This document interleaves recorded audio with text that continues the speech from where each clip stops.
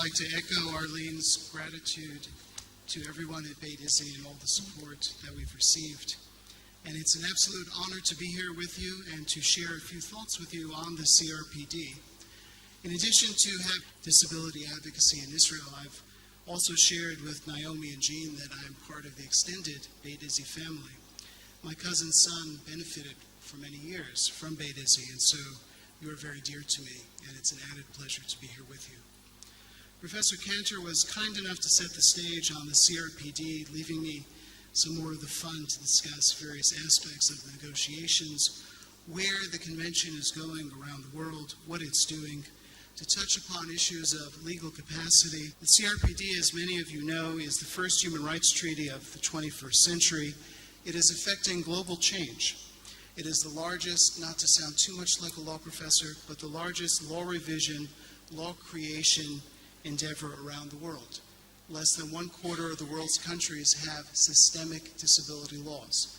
And whether they have ratified the UN Convention or not yet ratified the UN Convention, it is also creating a civil society development and a focal point around which DPOs, who have always been active, but now have a goal in mind and a uniform goal in mind to work towards achieving their rights. Put simply, it has changed people with disabilities from objects of charity to subjects of rights, and that includes not only the actions of state actors, but also, very interestingly, the actions of large international NGOs. We're seeing many of the old world NGOs like Handicap International and the Christophilus Blindus Mission, CBM, move from a provision and rehabilitation area, all of which is necessary and does good, but now including a rights-based approach and fomenting and encouraging advocacy around the world. Most of all, it has created an expectation of rights. It has created a point around which people are claiming their rights and asserting their rights, perhaps for the first time, and with the lever to do it. Nothing about us without us is the theme. We've heard it quite a few times the last few days, and so we are in a very exciting time. I still have to caution, though, that it is very early within the process. Just as we were finishing negotiations on the CRPD, there was a side session, an information session between the actual negotiations, and the chair, Don McKay, was there. Professor Quinn and I were the other people, and we told the disability community that, yes, they were seeing the end of the road. We would have a convention. They had won the marathon. That was the good news. The bad news is it really was a triathlon. Most of the work lied ahead. And so it's really very early in the process. It's hard to see, it's very easy to see some of the problems that are out there. It's harder to discern very quickly what some of the good practices are, although in that respect, and especially within this region, we're all looking forward to Professor Cantor's book. Free. So we all have a bright future ahead of us. Well, why is there a disability treaty? Why do people with disabilities need a specific treaty? We know that after the UN was formed, we had 7 core or legally enforceable human rights instruments, each of which applied to people with disabilities because we are people. We are covered under human rights treaties. We're human. Nevertheless, they were found to be especially ineffective in relation to persons with disabilities. For example, a special rapporteur, or what the UN system would refer to as a special master or an expert, Leandro Despuey in 1993 said, if we don't have a special disability treaty, people with disabilities will continue to be the end of violations and will not receive their human rights. Unfortunately, he was correct. In the decade after his report, there was a total of 17 complaints to the entire UN system that related to disability, and 13 were found to be inadmissible. So 4 admissible complaints on disability over a decade. Most of all, what we found was that disability was invisible. Although there was a movement to have a disability treaty in the mid to late 80s, Sweden at one point proposed it to the General Assembly. Italy at one point proposed it and in fact brought along with it a draft treaty. Said this is a great idea and here's what we think it should be. The UN said that they were subject to treaty fatigue. They were writing too many human rights treaties, and so people with disabilities instead received soft laws and declarations. years of disability, decades of disability, but not legally enforceable disability rights. Most of all, disability continued to be invisible from the UN system. The largest endeavor that the United Nations has done has been the Millennium Development Goals. It's a huge project. It was intended to halve worldwide poverty by the year 2015. It's not succeeding. Consider this for a moment. One of the Millennium Development Goals relates to education. We know that of the 70 million children of primary school age around the world who are not in school, roughly 1/3 have disabilities. We know that in the developing world, and this is true especially in Africa, less than 2% of children with disabilities ever get to school. Yet it's not included. I could give you other examples, but perhaps most plainly, if we're looking at the eradication of poverty, 20% of those living under the poverty level around the world have a disability. And yet the word disability does not appear anywhere near the Millennium Development Goals relating to poverty. In the end, the reason that we moved forward at the United Nations was in large part, as always, due to politics. Mexico led a coalition, and especially they had support from the developing world, that moved the General Assembly to consider. The General Assembly did not approve a disability treaty negotiation. They approved an ad hoc committee. So the ad hoc committee met 8 times for 2 weeks each. The first 2 sessions, they considered whether there should be a disability treaty and what type of treaty there should be. They decided that it would be a human rights treaty that was holistic, meaning that it included civil and political, or if you like, non-discrimination, both a human rights treaty and a development treaty combined into one. At one point, the EU was very strong in opposing anything other than a non-discrimination treaty.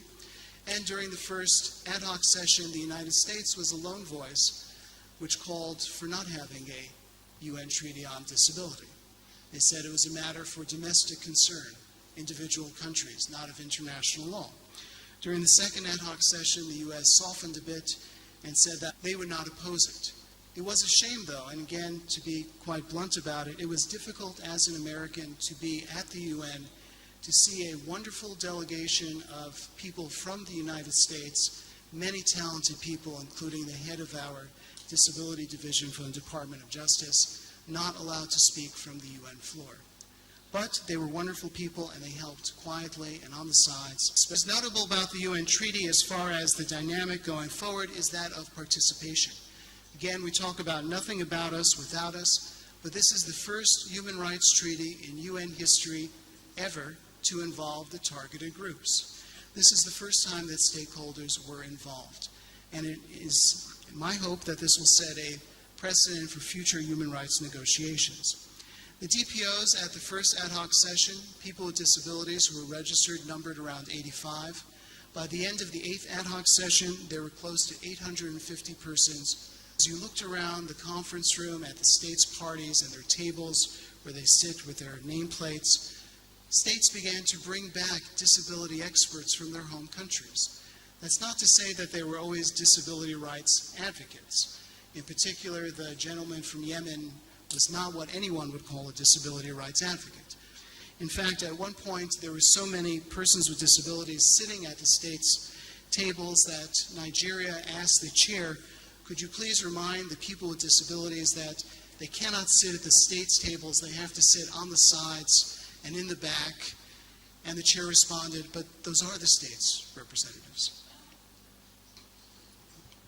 If we are in the conference room of the negotiations, and this is the dais upon which the chair and others sit, and you are the states who are sitting in the audience, there would be projected to my left and to my right above us the text of the actual convention, which they would cycle through, and states would make formal interventions. They would suggest that this word be changed or that this concept be added, either because of legal clarity or cultural reasons. The daily summaries, which is how people know what happened during the day across the UN system, were not provided in alternative formats, and it was left to the DPOs and to friendly NGOs, including for 1 or 2 whole sessions, the World Union of Progressive Judaism, to put those into accessible formats so that everyone could share.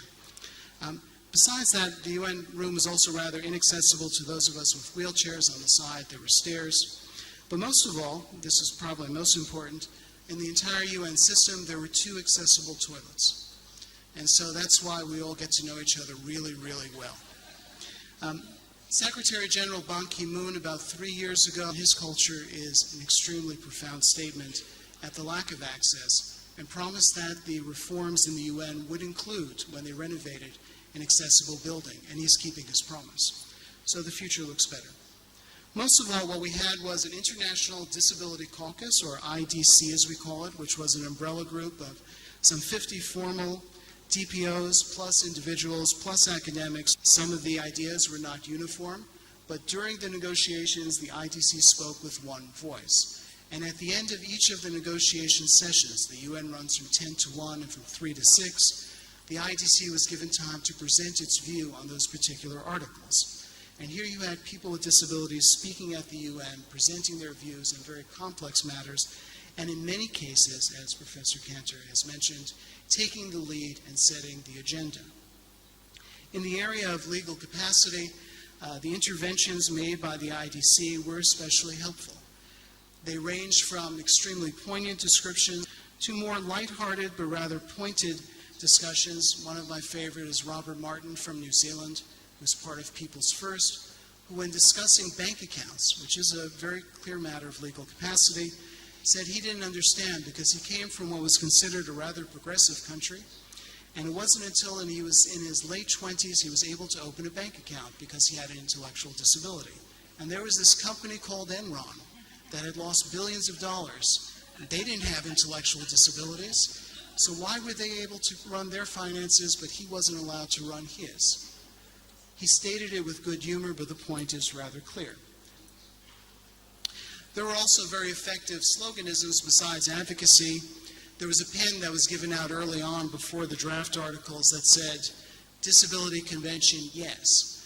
And if you look at the web streaming on the UN site at the day, December 13th, that the UN Convention was adopted, you'll see that Kofi Annan, in his second to last day at the UN, returned to the General Assembly, making his pen with Disability Convention, yes. So sometimes these things really can move forward.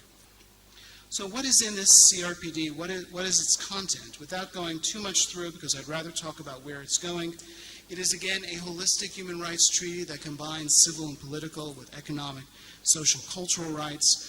I note that there is no specific definition of disability. It is the only human rights treaty that has an article of purpose that is entitled Purpose. And the reason that it's entitled Purpose, in theory, is that a state cannot say, we'll adopt this treaty, but we won't do this part of it or that part of it. You cannot reserve against the purpose of a treaty. And where is the purpose clearer than under an article that says Purpose? And in that purpose article, we see the social model of disability.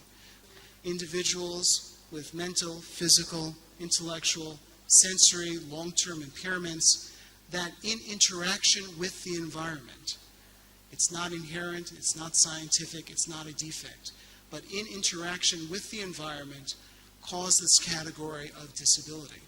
And therefore, the social model of disability is not only in the preamble, but it's in its purpose, and we have to honor it.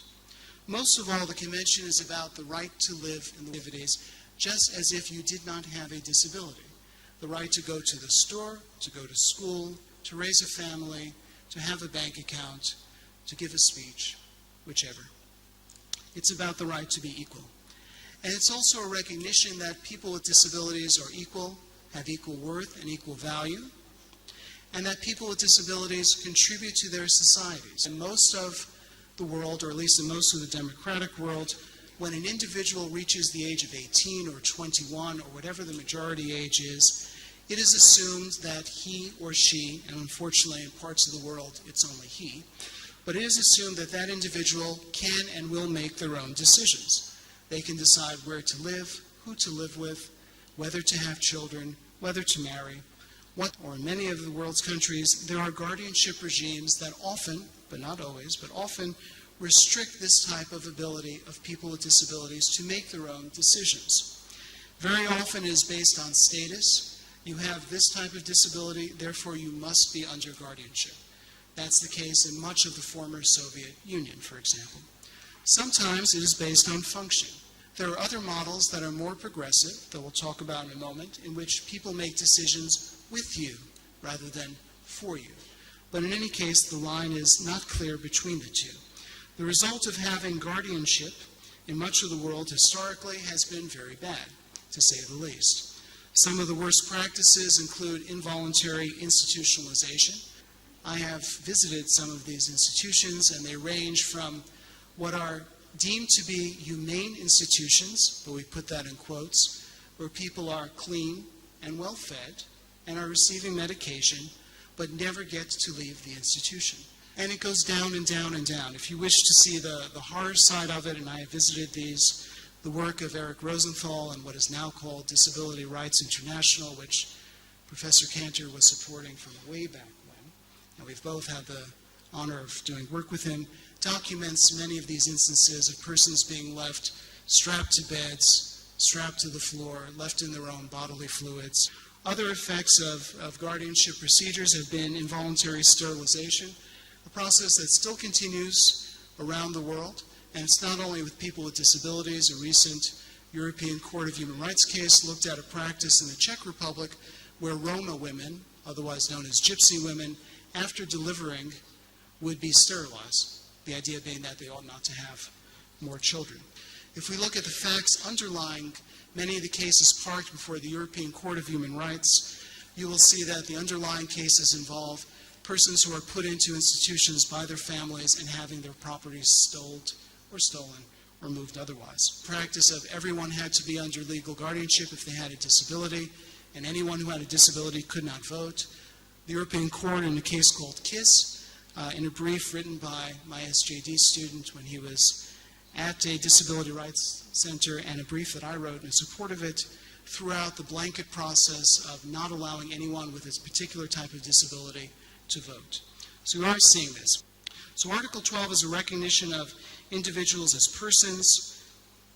It means that people with disabilities have a legal status equivalent to others, that they receive support where needed, and therefore, because it actually raises the cultural issue of those people being the same as us, those people with disabilities always being equal. To be fair, though, and to turn around on the other side, although we know very clearly what is wrong with legal capacity practices and stripping of legal capacity, we have not yet had enough information or enough time to understand what goes into the basis of intelligent, supported decision-making. There are some very interesting examples in the Canadian provinces. There is some interesting work being done in Sweden. To be bluntly honest, without naming them, I did a one-day workshop with donors on this issue who are supporting legal capacity experimentation and small grants, and they're very concerned that both experimentation go on, but also that there be representation. And I hope I don't get into too much trouble with this, but this area has been largely driven on the advocacy front by persons with psychosocial disabilities. And on one level, that's great, because they are among the more marginalized groups. On another level, when you look at some of the positions, you have to wonder whether they apply equally to all persons, including those with intellectual disabilities. And so the committee, which we'll talk about in just a minute, has decided, in thinking about legal capacity, to take its time and to see what evolves out of the jurisprudence. There are at least 5 cases lodged right now before the European Court of Human Rights that I've put in amicus briefs to.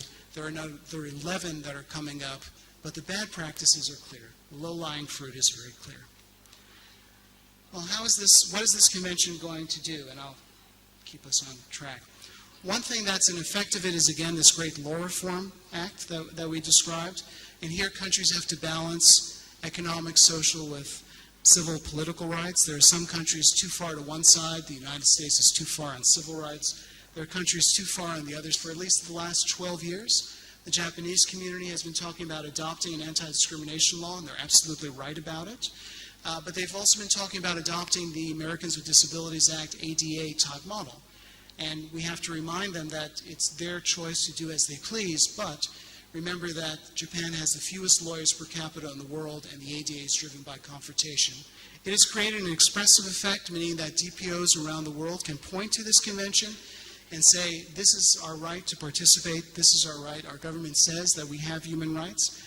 Believe it or not, when you've been repressed for so long and you live in dire poverty and social exclusion, having the UN say you're human, you're equal, and your government agree to it means a lot. In Korea, even after CRPD ratification, we did a training. But after the training, which was on employment, one of the young men who had quadriplegia asked, why would an employer hire me? I'm only worth half as much as a normal person. His words, not mine. Why would he want to hire me? So we pointed to the convention which his government had ratified and taken great leads in and said, your government says that you are of value. You add value to society. This is what we mean by an expressive change. We're seeing this around the world. And we're seeing the DPOs expect to be included, both as part of the convention's mandates and clear text, and as part of the dynamic in national action plans, in disability law writing. In the first meeting in Vietnam on the disability law, which was passed until the night before, the ministers did not want disabled persons to attend. And we kept negotiating back and forth, and I said, no disabled persons, no disabled law professor. And it wasn't until late at night that they agreed to that. And then when the disabled persons attended, they were allowed to ask one question, and then they were ignored. Later in the process, at a wonderful event in which Professor Cantor provided a lot of support on legal drafting, we actually went and sat around tables and argued with each other with a lot of guidance from Professor Cantor and others on what should be in that law. So the idea of participation is taken forward as a norm. Finally, it's a matter of attitudes. It's a matter of individual attitudes and state attitudes. It's a matter of individual attitudes as in disability rights champions versus disability rights resistors, but also compare the differences in attitudes between parents. Most parents are wonderful and do the heavy lifting and advocate for their children, but not all. And again, ultimately, it's a matter of attitudes. And it's always a matter of priorities. It's a matter of, I can't tell you how many I've spoken to who say, if only we had money, we would do disability work. And then you say, but you're doing poverty alleviation, aren't you? And they say, yes. You're doing education for all, aren't you? And they say, yes. You're doing HIV and AIDS awareness and training, aren't you? And they say, yes. You say, well, why isn't disability part of that work now? To keep us on time, I got it, CRPD committee, there is a committee which is tasked with implementing the convention. It is now in its full size of 18 members. It meets twice a year for 1 week in Geneva. The 6th session is coming up in September. It has now been expanded to 18 people. To my knowledge, and correct me, every one of them, to my knowledge, has a disability. The chair who was elected just as the 12 were ending, and some of the 12 left because that's how it was created, some had to cycle off, is an amazingly intelligent, capable, diplomatic, politic person with a disability, Ron McCallum. Having said that, they meet for 1 week, twice a year. They are starting to receive reports from states, and they are already behind on their reporting because they are not given the resources or the time to get through these reports. So when DPOs talk about writing complaints, I think, frankly, it will be a long time before we see them respond to individual complaints. I think if they respond to any complaint, it is more likely to be a joint or systemic violation. They very wisely decided to hold off on their comment on legal capacity, their interpretation of it, until more information is available. But they're moving forward with a comment on accessibility. And that'll give great guidance to persons. So I guess I should end here only by saying that the difference between rights on paper and laws and treaties and reality on the ground is all the people in this room. You are the ones who are working every day on your own behalf, on behalf of others with disabilities, on behalf of communities, on behalf of other individuals with similar interests, the women's sector, the children's sector, here in Israel often, the Israeli Arab sector. You are the ones who are doing the work every day. You are the champions. You are the ones who are making law into reality. And so it is a great honor to be here with you, and thank you so much.